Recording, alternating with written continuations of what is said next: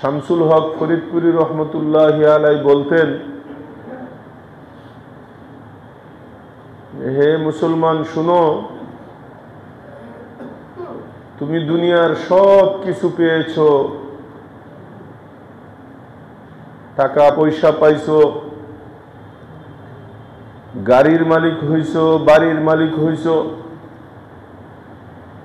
দোকানপাট, কলকারখানা, মিল, factory, industries, আওলাদ ফরজন, দুনিয়ার সব পেয়েছো। কিন্তু তুমি যদি আল্লাহকে পাও নাই, তাহলে তুমি কিছুই পাও নাই, তুমি একজন জিরো। খালি হাতে তোমাকে কবরে যেতে হবে। আর যদি বাহ্যিক দৃষ্টিতে দুনিয়াতে কিছুই নাই দেখা যায়, কিন্তু আল্লাহ আছে, আল্লাহকে তুমি পাইছো, তাহলে স্মরণ রেখো তুমি সবকিছু পাইছো। দুনিয়ার মাত্র এই 3 দিনের জিন্দেগি, তুমি একটু কষ্ট করে কবর পর্যন্ত অপেক্ষা করো। কবরে যাওয়ার সাথে সাথেই ওয়া আম্মা মান খাফা মাকামা রাব্বিহি জান্নাতান, আল্লাহ তাআলা একটা না কবরে যাওয়ার সাথে সাথে তোমাকে দলিল সহকারে 2টা জান্নাত আগে বুঝাইয়া দিবেন। তোমার সর্বনিম্ন জান্নাত যেটা হবে এই দুনিয়ার মতো 10 দুনিয়ার সমান, এমন 2টা জান্নাত কমপক্ষে তুমি পাবে। কতদিনের জন্য? যে জিন্দেগির শুরু আছে শেষ নেই, যেখানে কোনো মৌত হবে না, মৃত্যুকে সবার সামনে জবা করে দেওয়া হবে, কোনোদিন কাহারও মৃত্যু হবে না। এত বড় বড় 2 জান্নাতের মালিক তুমি শুরুতেই হবে। আর এইটাও মনে রেখো, তুমি মনে করো না অপরের চেয়ে তুমি কম খায়া মরতেছো, না, তোমার বাজেটে যা আছে একটা দানা থাকতেও আল্লাহ তোমাকে দুনিয়া থেকে বিদায় করবেন না।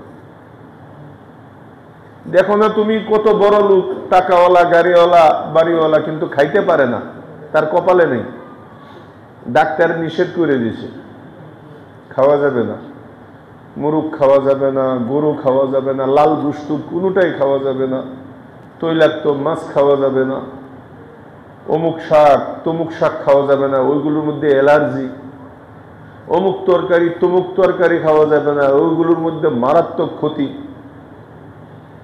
তোমার টাকা আছে কিন্তু খাইতে পারতেছো না, তাহলে বুঝা গেল এইগুলো তোমার রিজিকের নাই, লেখা নাই। এখন না খাওয়ার জন্য আল্লাহ ডাক্তারকে দাঁড় করাইছে তোমার সামনে। আর কি, ডাক্তার তোমাকে না খাওয়াইতেছে না, আল্লাহ খাওয়াইতেছে না তোমাকে। আর গরিব গুড়াবা দেখো রিক্সা চালায়, অটো চালায়, দিন মজুর, ও বল মাছ খাইতেছে, চিতল মাছ খাইতেছে, ডেলি পিঠা বানাইতেছে। বউরে কই শীতের দিন তুমি ডেলি একটু না একটু পিঠা বানাইবা, মজা করে খাইতেছে, হাত চুবায়া চুবায়া তেল খাইতেছে, কোনো কিছুই হয় না। সারাদিন তেল খায় আর রিক্সা চালায়, তেল যা খায় ওটা বাইরে হয়ে যায়, কথা বলে না। তার কপালে খানা আছে, টাকাওয়ালার কপালে খানা নেই। আল্লাহ এটাই বুঝাইতে চাইতেছে ওর রিজিক আছে আর তোমার রিজিক নেই। এই জন্য দুঃখ করার কোনো কারণ নেই। ওরে দিল আল্লাহ, আমাকে দিল না, তো ওরে দিয়া লাভটা কি হলো? ও তো খাইতে পারে না। রিজিক কাকে বলে? খালি টাকা গোনার নাম। টাকা গণলে কি করবা? কাগজ, তুমি রাস্তায় বইয়া কাগজ গোনো, টাকা গোনো, এক কথাই তো। তুমি যদি খাই ভোগ না করতে পারো, তোমার টাকা যদি ব্যাংকে থাকে, তো তোমার কি হলো? এর জন্য শেখ সাদি রহমতুল্লাহ আলাইহি বলেছেন, তোমার হইলো ওইটা যেটা তুমি কামাইছো এবং ভোগ করছো এবং আখেরাতের জন্য পাঠাইছো, এটা তোমার। আর যেটা কামাইছো কিন্তু ভোগ করতে পারো না, এটা তোমার না, তুমি বোকা। শেখ সাদি রহমতুল্লাহ বলেছেন ওই লোকটা বোকা যে কামাই করে কিন্তু নিজে ভোগ করে না। আমি অনেক মানুষ এমন দেখছি, বিশেষ করে গ্রামগঞ্জে এই চিত্রটা দেখা যায়। বিঘা কি বিঘা সম্পত্তির মালিক, কিন্তু ওই যে সংগ্রামের পরে একটা শার্ট কিনছিল, এক শার্টে এদিক দিয়ে ছিঁড়তেছে, ওই দিকে এইটাই নিয়ে চলতেছে। জুতা চিকন হইতে হইতে একেবারে মাটির সাথে মিশে গেছে। কোটি কোটি টাকার মালিক, কিন্তু কিনে না, খায় না, খায় না। আল্লাহ পাক রব্বুল আলামিন দুনিয়াতেই শাস্তি দিতেছে। ও ভাই, তুমি এত টাকার মালিক, তুমি খাইতেছো না, কিছু কিনে না, বখিল। এই জন্য ভাই দুঃখ করার কিছু নাই। আপনার আমার রিজিকে যা আছে, আমি ধনী হই মানুষের নজরে আর কি, ধনী হই বা গরিব হই, আল্লাহ এটা দিবেন। আর রিজিকে যেটা নাই, আমি ধনী হই বা গরিব হই, এটা আল্লাহ দিবেন না, এটা পরিষ্কার কথা। কথা বুঝে না? আমাদের দৃষ্টিতে ধনী গরিব আছে, কিন্তু আল্লাহর দৃষ্টিতে সবাই গরিব, একমাত্র আল্লাহ ধনী। এটা আমার কথা না, কোরআনের কথা। কোরআনে আল্লাহ তাআলা বলেছেন, ও দুনিয়ার মানুষ শুনো, আনতুমুল ফুকারা, তোমরা ফকিরের বাচ্চা, ফকির। আল্লাহ বলতেছে, কথা বুঝে না? আনতুমুল ফুকারা, ফকিরের বহু বচন ফুকারা, ফকিরের বহু বচন বলেন। আর ভাই আরবি শব্দ দু একটা মুখস্থ করেন না, লস কি? আনতুমুল ফুকারা, তোমরা সবাই ফকিরের গোষ্ঠী, ফকিরের দল। ইন্নাল্লাহা হুয়াল গানিয়ুল হামিদ, একমাত্র ধনী হলাম আমি রব্বুল আলামিন। তাহলে রাজাও ফকিরের বাচ্চা ফকির, প্রধানমন্ত্রী ফকিরের বাচ্চা ফকির, গাড়িওয়ালাও ফকিরের বাচ্চা ফকির, বাড়িওয়ালাও ফকিরের বাচ্চা ফকির। কারণ তোমার এক টাকাও নাই, সব তো আল্লাহ দিছে, মালিক তো আল্লাহ। কথা বুঝে নেই? তুমি কি মার গর্ভ থেকে বের হওয়ার সময় 2-4টা বান্ডিল নিয়ে বাইরে হয়েছিলে নাকি, যে আমি খামু কি, থাকবো কোথায়, একটু নিয়ে যাই? তুমি তো খালি হাতে বের হইছো, তো তোমার হাতটা ভরে দিল কেডা? আরে আমরা তো নিজের চোখেও দেখছি, আমাদের বাড়ি ঘরে কাজ করছে, এখন এলাকার মধ্যে তারাই সবচেয়ে ধনী, তাদের বাড়ি ঘরে এখন ওরা কাজ করে, যাদের বাড়ি ঘরে তারা কাজ করছিল। কথা বুঝে না? এটা কে করে? আরে বলেন, কে করে? রাজারে করেছো দিনের ভিখারি, ভিখারিরে রাজবৃত্ত। কুলিল্লাহুম্মা মালিকাল মুলক তুতিল মুলকা মান তাশা। সংসদে প্রত্যেক উদ্বোধনের সময় এই আয়াতটা দিয়ে শুরু করা হয় সব সময়। অর্থ কি?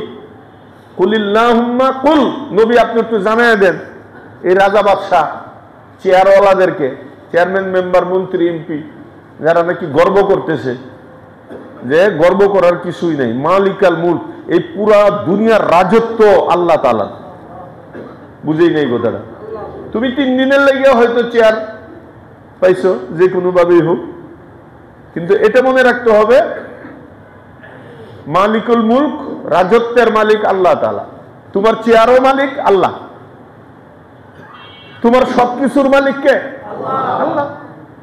তুতিল মুলকা মান তাশা, যাকে ইচ্ছে আল্লাহ তাকে দেয় কিছুদিনের জন্য, পরীক্ষা করার জন্য। ও তানজিউল মুলকা মিম্মান তাশা, আবার আল্লাহ নিয়েও নেই, যে কোনো বাহানায়, যে কোনো। তুমি না পারো আরেকজনের দ্বারা, আরেকজন পারে না আরেকজনের দ্বারা, এমন ভাবে আল্লাহ ছিনে নিব তুমি কল্পনাও করতে পারবো না। বড়রা পারে না পারে ছোটদের দ্বারা। হাতিরে মারছে ছোট্ট একটা আবাবিল পাতি, কথা বলে না? কোথায় হাতি আর কই আবাবিল? এটা চিন্তার বাহিরে, আল্লাহর কুদরত চিন্তার বাহিরে। বান্দার ফিকির যেখানে শেষ হবে, মাওলার কুদরত সেখানে শুরু হবে। এটার নামই আল্লাহ। আল্লাহ তখন থেকে শুরু করে যেখানে মানুষ চিন্তাও করে না। আমাদের বর্তমান অবস্থাটাও দেখেন, কেউ কি কোনদিন চিন্তা করতে আসছে? কত বড় বড় দল রাস্তায় বসছে, একেবারে উড়ায়া দৌড়ায়া ঘরে ঢুকেছে, কিন্তু ছোট্ট ছোট্ট বাচ্চা, বাচ্চাই তো বললে চলে ওদের তুলনায়। এইটার নাম আল্লাহ, এটার নাম আল্লাহ। কাকে কখন কোথায় বসায়, কাকে কোন জায়গা থেকে আবার উঠায়, এটা আল্লাহর শক্তির সামনে দুনিয়ার কোন শক্তি কুলাইবে না। এর জন্য সব সময় বিনয়, নিজেকে ছোট মনে করা, আল্লাহর সামনে নিজের গর্দানকে ঝুঁকায় রাখা, এই জন্য তাবলীগের মধ্যে বলে যে শান্তি এবং কামিয়াবি দুই বস্তুর মধ্যে, আল্লাহর হুকুম এবং নবীর তরিকার ভিতরে। এর বাহিরে শান্তিও নাই, কামিয়াবিও নাই। তুতিল মুলকা মান তাশা ওয়া তানজিউল মুলকা মিম্মান তাশা ওয়া তুইজ্জু মান তাশা ওয়া তুযিল্লু মান তাশা। ইজ্জত আল্লাহ দেন, জিল্লতিও আল্লাহ করেন। বিয়াদিকাল খাইর, মাবুদ গো তোমার হাতেই সব, ভালো মন্দ সব আল্লাহ তাআলার হাতে।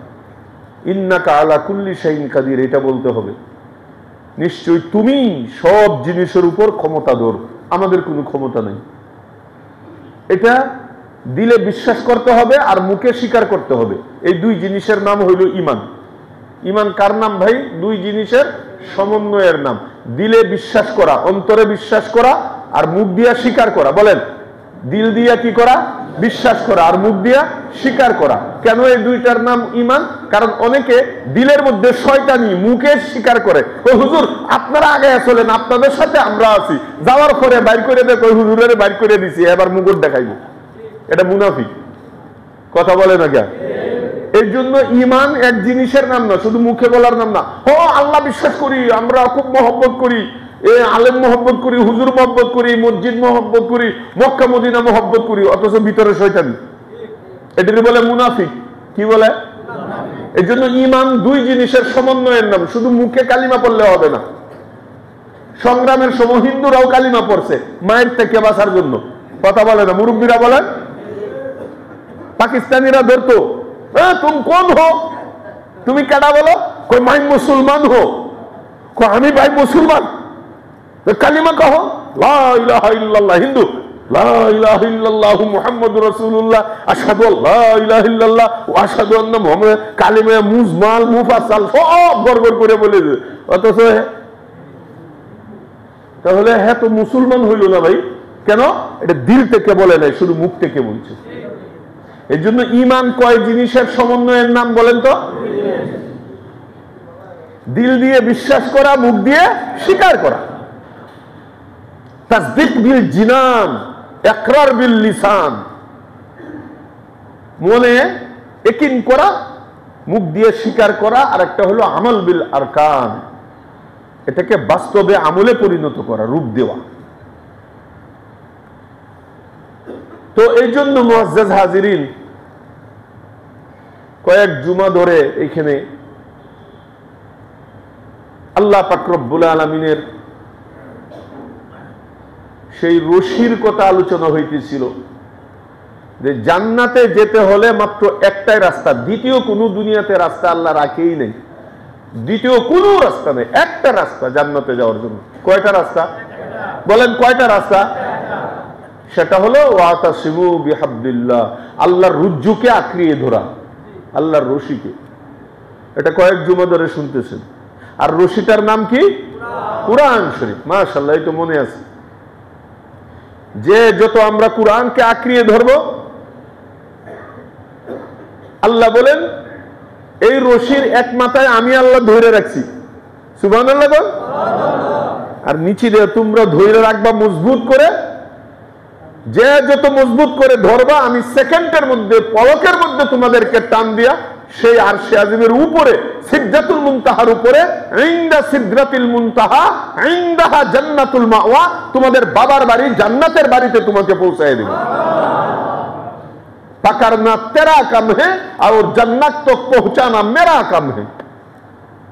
রশি ধরা এটা শুধু তোমার কাজ, আর টেনে টেনে ওই পর্যন্ত পৌঁছানো এটা আমার কাজ।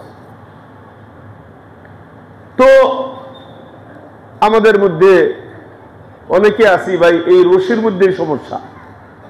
দুনিয়ার সব ধরছি, দোকান ধরছি, ব্যবসা ধরছি, ক্ষেত ধরছি, হুরতিতি ধরছি, গরু ধরছি, লেজ ধরছি, ব্যবসা ধরছি, চাকরি ধরছি, কিন্তু কুরআন ধরি নাই।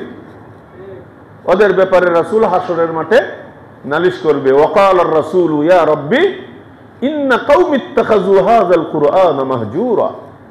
রাসূল নালিশ করে বলবেন, অভিযোগ করবেন, আল্লাহ এ দুনিয়ার সব ধরছিল, কিন্তু তোমার কুরআনকে পরিত্যাজ্য করেছিল। সে কুরআন ধরে দেয়, কুরআন ছেড়ে দিয়েছিল। এই জন্য দেখা যায় আমাদের মধ্যে কয়েক তবকার লোক আছি, কয়েক ধরনের লোক। এক প্রকার আছি আমরা কোরআনই শুদ্ধ করে পড়তে পারি না কোরআনটা। অথচ এই কথার মধ্যে আমরা সবাই একমত। তখন আর মুফতি সাহেবের কাছে জিজ্ঞেস করবেন না, আমাদের কাছে জিজ্ঞেস করবেন না। আপনার সামনে কেউ নামাজ পড়তেছে দেখতেছেন, কিন্তু সে রুকু ছাড়া নামাজ পড়তেছে, আপনি তাকে ধমক দিবেন, এই কি নামাজ পড়লা, ফরজ হয় নাই, রুকু বাদ দিছ, নামাজই হয়নি, আবার পড়ো, বলবেন কি বলবেন না? নাকি আমার অপেক্ষা করবেন? আপনার সামনে নামাজ পড়তেছে, দেখতেছেন একজন সেজদা ছাড়া নামাজ পড়ছে, রুকু দিছে কিন্তু সেজদা দেয়নি, সালাম ফিরাইছে, বকা দিবেন না?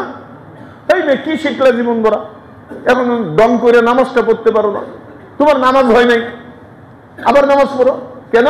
কারণ আপনার রাডারে ধরা পড়ছে ফরজ তরক হয়েছে। আর ফরজ তরক হইলে কোটি কোটি সুহু সেজদা দিলেও নামাজ হবে না, আবার নামাজ দুহরায় পড়তে হবে। কথা বলে না? তাহলে এইগুলো আপনি ভালো বুঝেন, ওইটা কেন বুঝেন না? রুকু যেরকম ফরজ, সেজদা যেমন ফরজ, ঠিক 100%, 100-র মধ্যে 100 নামাজের ভিতরে কোরআনটা শুদ্ধ করে পড়া এটাও ফরজ। খালি পড়া না, শুদ্ধ করে পড়া। কথা বলে না? খালি পড়া না, কি পড়া? মাখরাজ অনুযায়ী, গুন্না অনুযায়ী, ইখফা অনুযায়ী, তার তাসহিহে হুরুফ অনুযায়ী, মদ অনুযায়ী, যেখানে যা পড়ার সেইটাকে সেইভাবে আদায় করা, তাহলে হলো আপনার কোরআন পড়া। ওই কথা বলে পার পাবেন না যে ছোটকালে নানির কাছে চাচির কাছে পড়ছিলাম, ওইটা নিয়েই চলতেছি, সেটা হবে না। আপনার কোরআনকে উলামায়ে কেরামের সামনে, উলামায়ে কেরামের মেশিনের ভিতরে ঢুকাইতে হবে। আপনার কোরআন তেলাওয়াতের ভিতরে কি কি রোগ আছে, এটা এক্সরের মেশিনে, আল্ট্রাসাউন্ড মেশিনে, এমআরআই এর মেশিনের ভিতরে ঢুকাইতে হবে। দেখবেন এক একজনের এক এক রোগ ধরা পড়বে। কাহারো তেলাওয়াতের মধ্যে ক্যান্সার হয়ে গেছে, দেখবেন কাহারো যক্কা হয়ে গেছে, টিবি হয়ে গেছে, কাহারো দেখবেন প্যারালাইসিস হয়ে গেছে তেলাওয়াতের ভিতরে, কাহারো দেখবেন স্ট্রোক করছে, কাহারো দেখবেন একদম লাইফ সাপোর্টে আছে তেলাওয়াতটা, আর কেউ দেখবেন আইসিইউতে আছে তার তেলাওয়াত। এটা আপনি ধরতে পারবেন না, উলামায়ে কেরামের মেশিনের ভিতরে আপনি আসেন না, দেখবেন কত রোগ বের হবে। লেখতে লেখতে প্রেসক্রিপশন পুরা শেষ হয়ে গেল। আপনার মদের সমস্যা, গুন্নায় সমস্যা, একফায় সমস্যা, হরফের সমস্যা, কলকনায় সমস্যা, মাখরাজের সমস্যা, আপনার পুরাটাই সমস্যা। তখন বুঝবেন আপনার কি হয়েছে। তাহলে রুকু না করলে, সেজদা আদায় না করলে যদি বুঝেন নামাজ হয় নাই, এর জন্য মুফতি সাহেবের অপেক্ষা করতে হয় না, তাহলে কেন বুঝেন না নামাজের মধ্যে এইরকম ভাবেই যেভাবে কোরআন নাজিল হয়েছে, আল্লাহ করেছেন, এভাবেই কোরআনকে শুদ্ধ করে তেলাওয়াত করা, এটাও রুকু সেজদার মতো একটা ফরজ। এখানে যদি বিন্দু মাত্র আপনার কমতি থাকে, রুকু ছাড়া যেরকম বেনামাজি থাকে, নামাজ হয় না, কেরাত শুদ্ধ না করলেও বেনামাজি থাকবে, নামাজ হবে না। 70 বছর পড়েন কিন্তু বেনামাজি। আমি কি বুঝাইতে পারতেছি আপনাদেরকে? এই জন্য অনেকে কবরে যাওয়ার পরে আমল নামা পেশ করবে, দেখবে যে হ্যাঁ নামাজই পড়ে নেই। আল্লাহ কি কোন? ইমাম সাহেব রেজিগান, ডিবলকের ইমাম সাহেব রেজিগান, উনার পিছে আমি এত বছর যাবত নামাজ পড়ছি, তাকবীরে উলাই। আল্লাহ গো, ইমামের থেকে তো আমি বেশি জানি, তোর সমস্যাটা কি এটা তো আমি এক্সরে করে দেখছি, তোর তো লাইফ চাপ উঠেছিল, তোর তো ক্যান্সার হয়ে গেছে, এটা কাটলি না, তুই তো চিকিৎসা করস নাই, তুই তো খুব আত্মতৃপ্তিতে ভুগছ যে ছোটকালে নানির কাছে কুলু আল্লাহ সূরা শিখছি, শাশির কাছে ইন্না তাই না, এই দুইটা চালাইছো 70 বছর, আর কোনো ফিকির নেই। এই জন্য তোমার ফরজ তরক হওয়ার কারণে তুমি কোনোদিন নামাজই পড়ো নাই। রুকু ছাড়া যেমন নামাজ হয় নাই, তোমারও নামাজ হয় নাই, তুমি বেনামাজি। একেবারে পরিষ্কার কথা। এই জন্য বলছিলাম যে আমাদের মধ্যে অনেক রোগ রয়েছে। এক নাম্বার হলো আমরা অনেকেই শুদ্ধ করে কোরআন তেলাওয়াত করি না, করতে জানি না, করার চেষ্টা করি না। এর ব্যাপারে কিন্তু আল্লাহর রাসূল অভিযোগ করবেন, ইত্তাখাযু হাযাল কুরআন মাহজুরা, মাহবুদ ওরে ধরো, ও দুনিয়ার সব ধরছিল কিন্তু কোরআন ছাড়ছিল। বলতে পারেন যে হুজুর এখন কি আর মাদ্রাসায় ভর্তি হওয়ার টাইম আছে? আপনাকে কে বলেছে ভর্তি হওয়ার জন্য? কমপক্ষে আপনি এতটুক ছোট ছোট 10টা সূরা মুখস্থ করেন, ছোট ছোট, যেগুলো না হইলে নামাজি হবে না। আপনাকে সূরা বাকারা মুখস্থ করতে বলা হয়নি, সূরা নিসা, আল ইমরান মুখস্থ করতে বলা হয় নাই। আপনি যা না হলে নামাজটাই হবে না আপনার। 4 রাকাত নামাজ পড়লে 4টা সূরা তো লাগবে, কথা বলে না কেন? সূরা ফাতিহা লাগবে, 5টা সূরা তো একেবারে লাগবেই আপনার। তো এই কমপক্ষে আলাম তারা থেকে নিয়ে নাস পর্যন্ত ছোট ছোট এই সূরাগুলো আপনি ডেইলি একটা করে শিখেন, একটা শব্দ শিখেন, 1 মাসে একটা সূরা শিখেন, 3 মাসে শিখেন, 6 মাসে শিখেন, তবুও শিকার মধ্যে থাকেন। আপনি যদি 2 বছর আগে শুরু করতেন, এই 10টা সূরা আলেমের মতো পড়তে পারতেন, হাফেজের মতো পড়তে পারতেন। কই আপনি তো এমনই রইলেন, 2 বছর তো গেল, কত 2 বছর গেল, কিন্তু সূরা তো মানুষ হইল না, সূরা তো ঠিক হইল না। কেন? আমি শুরু করি না, এই জন্য। তো এখনো যদি শুরু না করেন, একটাই টাইম আছে, কবরে যায় শুরু করতে হবে, তখন আর কাজ হইব না। কবর কিন্তু খুব সন্নিকটে, কয়েকদিনের মধ্যে কতগুলো মানুষ মারা গেছে, পেপার পত্রিকায় দেখতেছে। বাচ্চা বেশি মারা যাইতেছে, যুবক বেশি মারা যাইতেছে, সমানে মারা যাইতেছে। এগুলো আমাদের জন্য মেসেজ। এর জন্য আমরা অনেকেই আমরা নামাজ পড়ি, নামাজটা যেন কার্যত হয় এখন থেকে আমরা চেষ্টা করি, কমপক্ষে নিয়ত কইরা শুরু করি। নিয়ত করলে এরপরে নাও যদি পারেন, মারা যান, তো হাদিসে আসছে নিয়াতুল মুমিনি খায়রুম মিন আমালিহি, মুমিনের নিয়ত আমলের চেয়ে আল্লাহর কাছে বেশি দামি। আপনি নিয়ত করছেন যে আমি এখন থেকে শিখবই শিখবো, সপ্তাহে 1 দিন 1 ঘন্টা হলেও আমি শিখবো, সপ্তাহে 1 দিন 1 ঘন্টা। এও যদি আল্লাহর জন্য না দিতে পারেন, এটা তো আল্লাহর জন্য না, আপনার জন্য। আল্লাহ আপনার নামাজ দিয়ে কি করবো? কথা বুঝে না। আল্লাহর কি নেকির দরকার নেই? আমার কবর সুন্দর করার জন্য, আমার ভবিষ্যৎ আলোকিত করার জন্য আমি আমার জন্য শিখবো। কিন্তু আপনার ভালো যদি আপনি না চান, আপনার যদি নামাজটাই না হয়, আর এটাও যদি শুদ্ধ করতে না চান, তাহলে তো আপনি এটা আত্মঘাতী সিদ্ধান্ত নিতেছেন, নিজের ধ্বংস নিজে টেনে আনতেছেন। আপনার নামাজ হচ্ছে না, আপনি কেন বুঝেন না? ফরজ তরক হইতেছে ডেলি, এটা ওয়াজিব না তো? নামাজের মধ্যে শুদ্ধ করে কেরাত করা কি ওয়াজিব না ফরজ? তাহলে হচ্ছে না তো। এর জন্য এখন থেকে পাক্কা নিয়ত করে, নিয়ত করার পরে যদি মারাও যান, নাও শিখতে পারেন, এই শুধু নিয়ত করার কারণে আপনার নামটা চলে যাবে তালেব ইলমের লিস্টের মধ্যে। আর তালেব ইলমের অবস্থায় মারা গেলে একদিক দিয়ে মারা যাবে, আরেক দিক দিয়ে জান্নাতে চলে যাবে, শিখা ছাড়াই। নিয়ত আছে তো সবার ইনশাআল্লাহ? আল্লাহ সবাইরে কবুল করেন। তো 1 নম্বরে আমাদের মধ্যে অনেকেই শুদ্ধ করে পড়তেই পারি না। কিছু এমন আছি, হ্যাঁ শুদ্ধ করে পড়তে পারি, সহি করে, কিন্তু তার অর্থ বুঝি না, অর্থ বুঝার চেষ্টা করি না। বাস এটার উপরে সন্তুষ্ট যে আমি একটু শুদ্ধ করে পড়তে পারি না। সাথে সাথে কি করতে হবে? অর্থ বুঝার চেষ্টা করতে হবে। এখন বলতে পারেন যে হুজুর এই বয়স কি আছে মাদ্রাসে ভর্তি হয়ে অর্থ শিখবো, আরবি অর্থ শিখবো? না।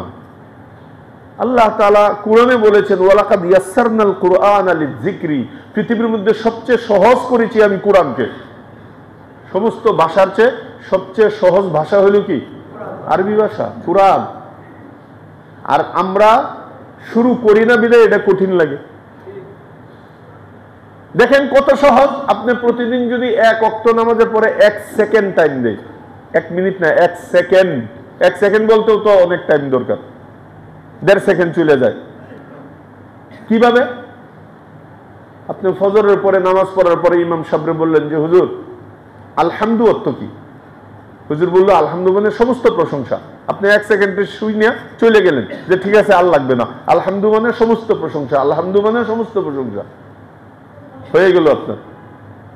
জোহরের সময় নামাজ পড়ার পরে আর 1 সেকেন্ড, হুজুর লিল্লাহি অর্থ কি? হুজুর বললো লিল্লাহি মানে আল্লাহর জন্য। আপনি চলে গেলেন, হুজুর আল্লাহ লাগবে না, বাস 1 সেকেন্ড, লিল্লাহি মানে আল্লাহর জন্য, লিল্লাহি মানে আল্লাহর জন্য। আপনি দোকান পর্যন্ত যাইতে যাইতে এটা 200 বার পড়ে পালাইতে পারবেন, কথা বলে না।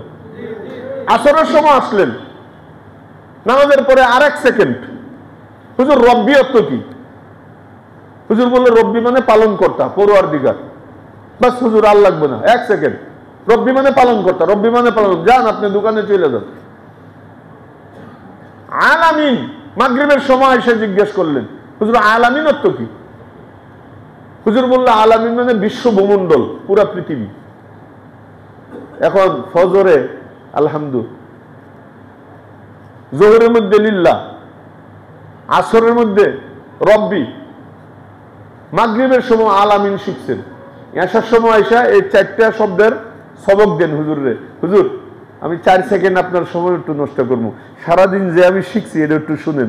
আলহামদু মানে সমস্ত প্রশংসা, লিল্লাহি মানে আল্লাহর জন্য, রব্বি মানে পরওয়ারদিগার, আলামিন মানে বিশ্ব ভূমণ্ডল, সারা পৃথিবী। হুজুর 4টার একসাথে অর্থ হয় আলহামদুলিল্লাহি রাব্বিল আলামিন, সমস্ত প্রশংসা ওই আল্লাহর জন্য যিনি বিশ্ব ভূমণ্ডলের পালন কর্তা। আপনার গেল 1 সেকেন্ড কইরা হয়ে গেল সূরা ফাতিহার প্রথম আয়াতের অর্থ। দ্বিতীয় আয়াত আরো ছোট, শুধু আর রহমান আর রাহিম, পরম করুণাময় অতি দয়ালু, এটা 2 সেকেন্ড মাত্র, কথা বলে না। 3 নম্বরটা আরো সহজ, সূরা ফাতিহার মধ্যে 7টি আয়াত, বলেন কয়টি? সপ্তাহে কয়দিন? আজকে থেকে শুরু করলেন, আগামী জুমার আগে আপনার সূরা ফাতিহা অর্থ সহ আপনি শেষ করে ফেললেন, কথা বলে না।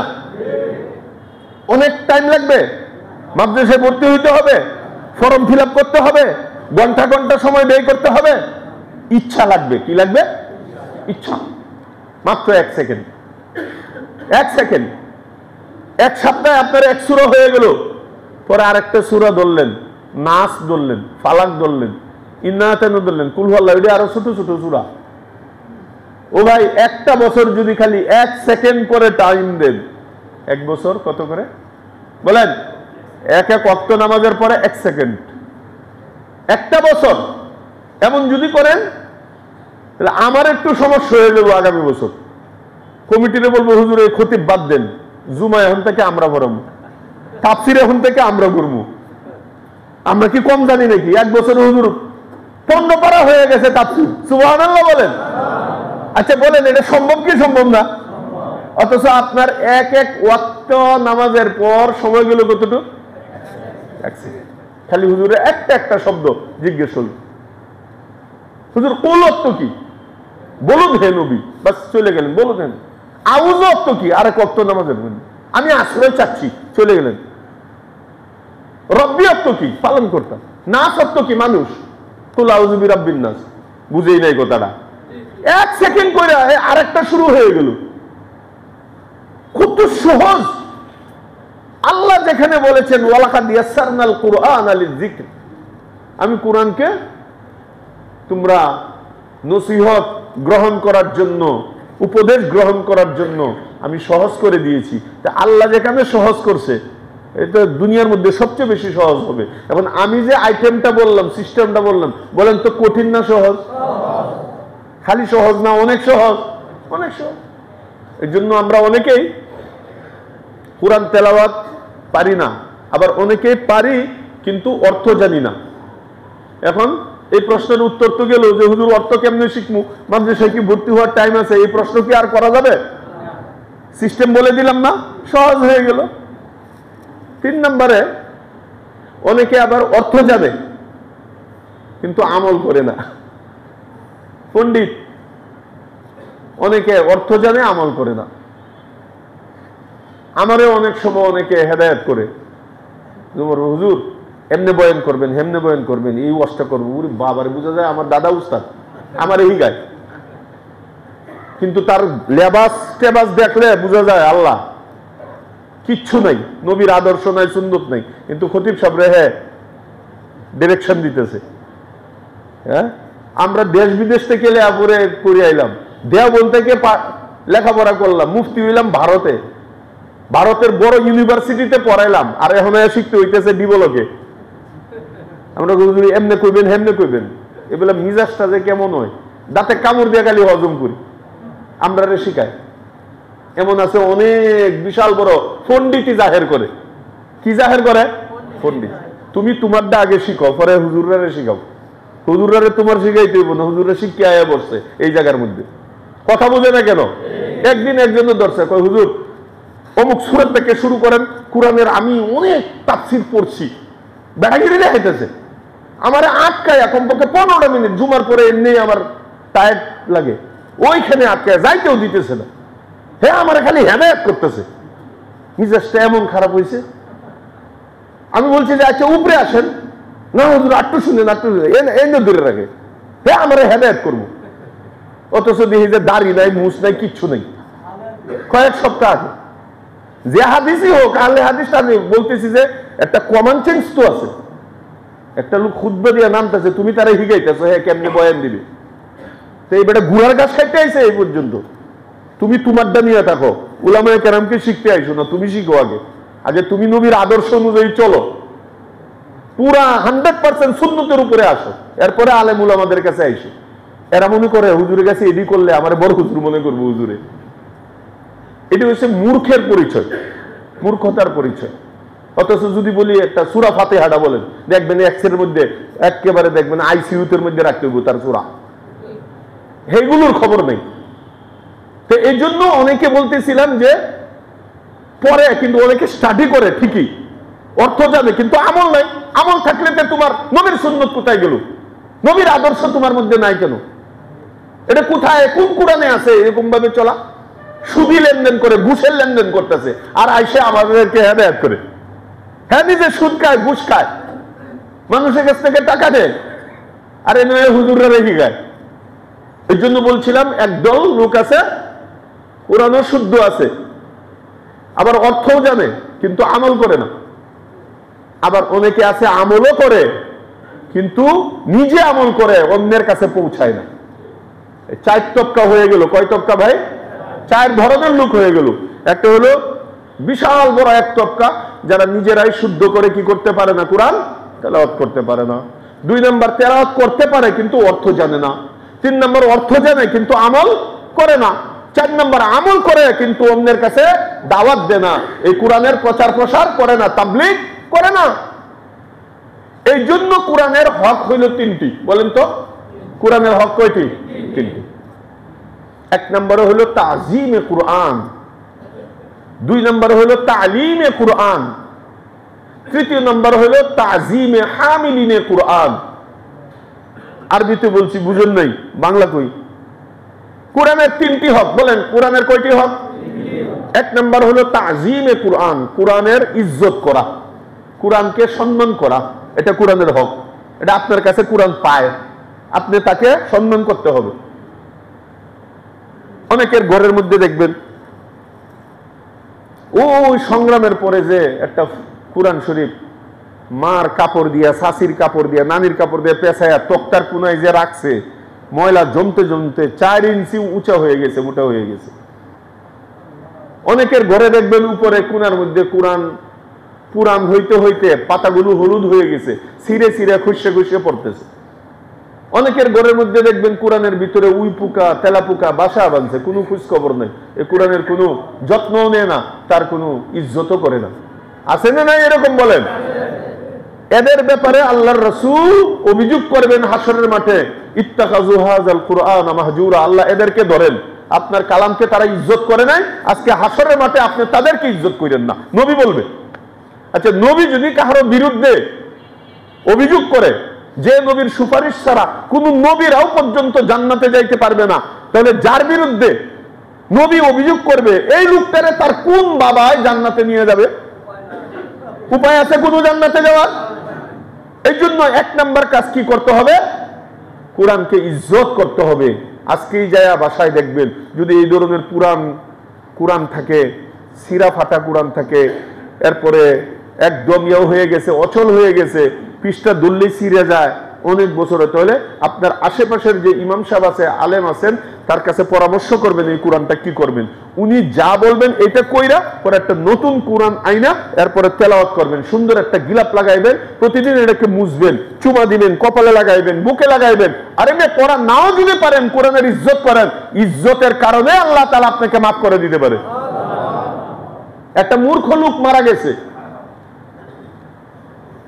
ওই জমানার সবচেয়ে বড় একজন বুজুর্গ তাকে স্বপ্নে দেখছে। স্বপ্নের মধ্যে মূর্খ লোকটাকে জিজ্ঞেস করতেছে, কিরে তোর কি অবস্থা? কয় ভাই আমি তো দরাই খাইয়া গেছিলাম, দুনিয়াতে তো কিছুই শিখি নাই, কিন্তু আল্লাহ পাক রব্বুল আলামিন আমাকে মাফ করে জান্নাত দিয়ে দিয়েছে।